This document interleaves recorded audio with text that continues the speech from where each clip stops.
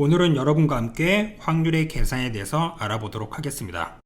사건 A 또는 사건 B가 일어날 확률, 두 사건 A, B가 동시에 일어나지 않을 때 사건 A가 일어날 확률을 P, 사건 B가 일어날 확률을 Q라고 하면 사건 A 또는 B가 일어날 확률은 어떻게 하냐면요, 두 개를 더하는 겁니다. 그래서 우리가 이거 앞에서 다 배웠던 거죠. 이렇게 또는 그리고 동시에 일어나지 않는다 이랬을 때, 즉 어떻게 된 거다, 얘는 완료됐을 때다. 완료되는 경우는 어떻게 하자? 더하자. 이렇게 우리가 배웠습니다.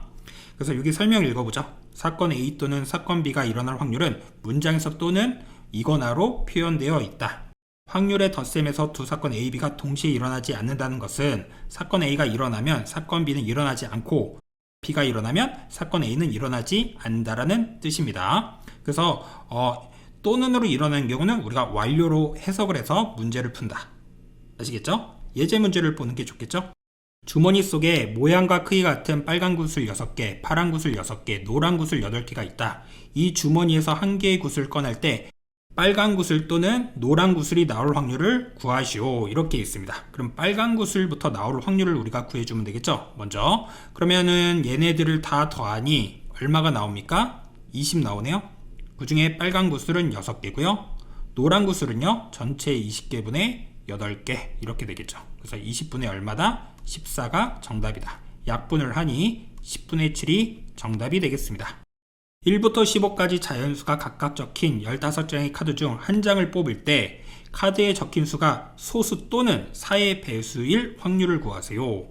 그럼 소수는요, 2, 3, 5, 7, 11, 13 그쵸? 이렇게 있는 거죠. 4의 배수는요, 4, 8, 12 그래서 세 가지 이렇게 나온다. 그래서 각각이 우리가 완료가 됐기 때문에 이거 완료, 이거 완료가 됐으니까 더해주면 되겠죠. 전체는 15개고요 얘들을 다 더하면 앞에 거 6개, 뒤에 거 3개 그래서 15분의 얼마가 된다? 9. 그래서 약분을 하니 5분의 3이 정답이 되겠습니다. 이해되시죠? 그 다음에 두 사건 A, B가 동시에 일어나는 확률, 두 사건 A, B가 서로 영향을 끼치지 않을 때 사건 A가 일어날 확률을 P, 사건 B가 일어날 확률을 Q라고 하면 두 사건 A, B가 동시에 일어날 확률을 어떻게 한다? 곱한다. 그래서 얘는 잇따라 일어나는 경우, 그쵸? 연이어 일어나는 경우 곱한다. 두 사건 A, B가 동시에 일어날 확률은 문장에서 뭐뭐이고 동시에로 표현되어 있다. 확률의 고셈에서 동시에라는 말은 두 사건이 같은 시간에 일어난다는 것만을 의미하는 것이 아니라 사건 A가 일어나는 각각의 경우에 대하여 사건 B가 일어난다라는 것이다. 그래서 궁극적으로는 동시에 잇따라 일어난다 하면 어떻게 하자? 곱하자. 이렇게 정리해 주시면 됩니다. 예제 문제를 볼게요. 두 개의 주사위 A, B를 동시에 던질 때 A 주사위는 3의 배수의 눈이 나오고 그러면 얘는 3, 6 이렇게 나오겠죠? B 주사위는 4의 약수의 눈이 나온다. 1, 2, 4 이렇게 우리가 되겠죠. 그쵸? 그러면은 A 주사위는 두 가지가 나오는데 전체는 6가지죠? 6분의 2고 그 다음에 B 주사위는 3가지가 나오는데 전체는 6가지니까 6분의 3 이렇게 되겠네요. 그래서 이거 약분을 하니 6분의 1이 정답이 되겠습니다. 이해되시죠? 그 다음에 A 주머니에는 모양과 크기가 같은 빨간 공 4개, 파란 공 3개가 있고 B 주머니에는 모양과 크기가 같은 빨간 공 6개, 파란 공 2개가 있다. A, B 주머니에서 각각 한 개의 공을 꺼낼 때 두 공이 서로 같은 색일 확률을 구하세요. 그러면 우리가 먼저 빨간 공으로 색깔이 같았을 때, 그럼 A 주머니에는 지금 공이 7개 있는 거죠. 그 중에 빨간 공은 4개가 이렇게 있고요. 그 다음에 B 주머니에는요, 공이 8개 있는데 그 중에 빨간 공이 6개가 이렇게 있습니다. 그쵸? 그래서 우리가 어떻게 한다? 곱한다. 맞습니까? 그 다음에 파란 공은요, 여기는 7분의 3, 여기는 8분의 2 이렇게 우리가 되겠죠. 그러면 각각의 완료가 됐기 때문에 얘들을 어떻게 하자? 더하는 게 정답이 되겠다. 이해되시나요? 그래서 56분의 24 더하기 6을 하여 56분의 30이 되고 2로 약분을 해볼까요? 그럼 28분의 15 이렇게 우리가 정답이 돼야 되겠네요. 그 다음 문제 볼게요. 명중률이 각각 5분의 3, 6분의 1인 A, B 두 사람이 동시에 한 관역에 화살을 쏘을 때 적어도 한 사람은 관역에 맞출 확률을 구하세요. 그러면 적어도란 말이 나왔으니까 관역에 아예 안 맞히는 경우를 우리가 구해서 1에서 빼버리면 되겠죠. 그러면은 A가 관역에 명중 안 할 확률은 5분의 2고 B는 6분의 5 이렇게 되는 거니까 두 개를 곱해서 1에서 빼자. 그럼 1 빼기 3분의 1이 되니 얼마다? 3분의 2가 정답이다. 이렇게 확인하실 수가 있는 거죠. 이해되시죠?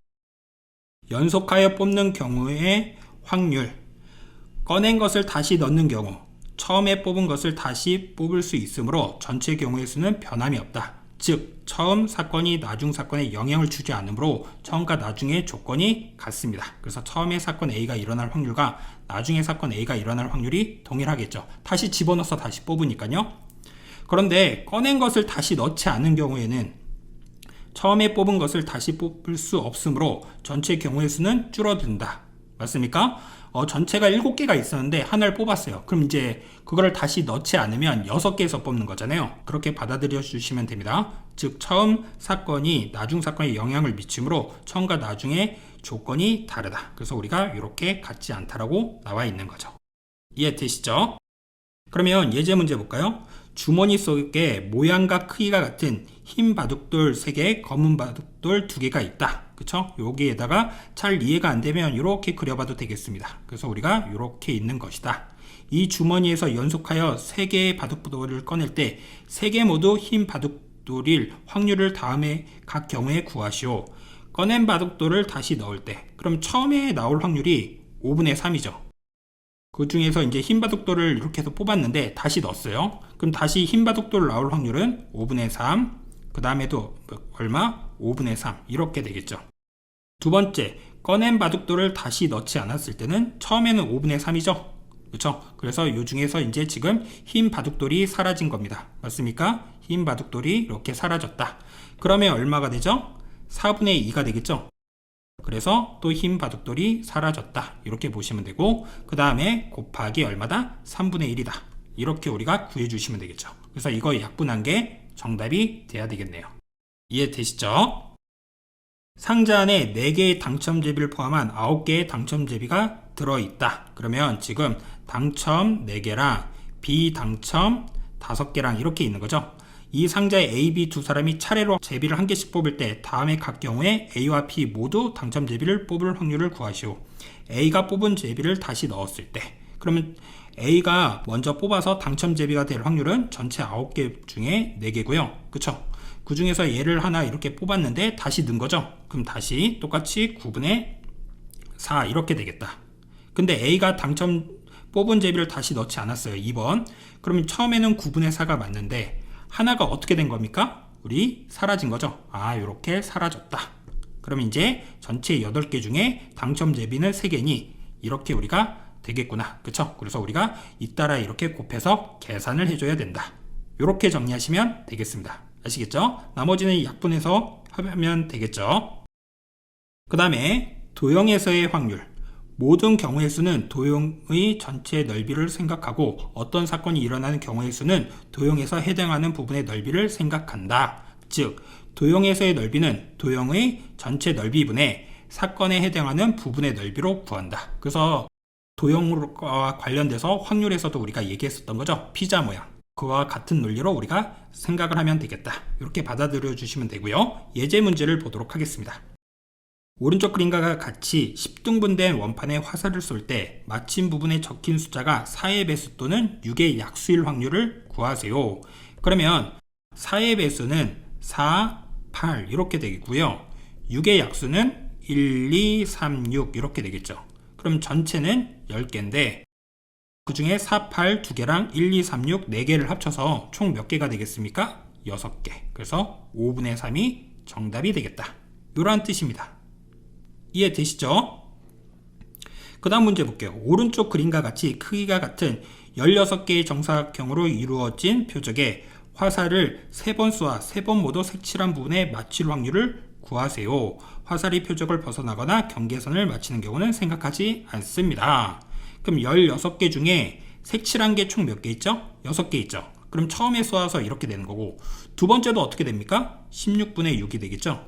세 번째도요. 16분의 6 이렇게 되는 거죠. 그럼 세 번 쏘아서 모두 맞춰야 되는 거니까 잇따라 일어나는 거기 때문에 곱해서 계산을 해주면 되겠죠.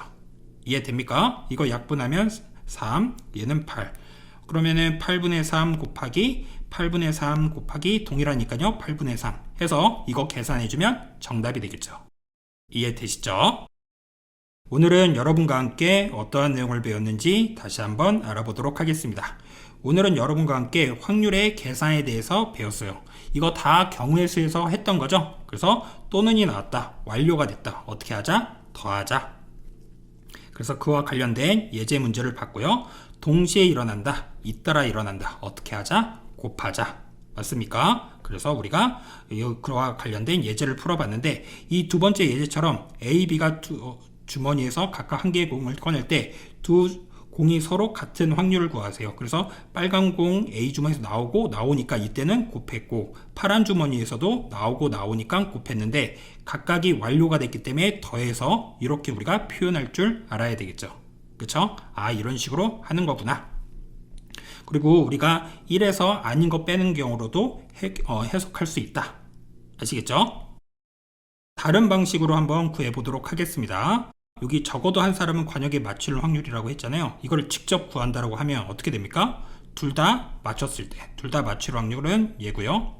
A는 맞추고 B는 맞추지 못할 확률은 얘겠죠. 그리고 A는 맞추지 못하고 그 다음에 B가 맞출 확률은 얘가 되겠죠. 이거를 더해줘도 어떻게 돼야 되겠습니까? 얘와 같아야 되겠죠.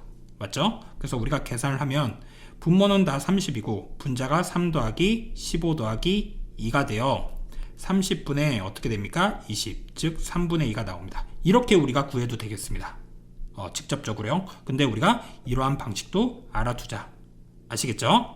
그리고 연속가역 뽑는 경우의 수, 다시 넣는 경우와 다시 넣지 않는 경우를 우리가 구별해서 문제를 풀 줄 알아야 되겠다. 아시겠죠? 이런 식으로 그려보면 여러분들이 이해가 될 겁니다.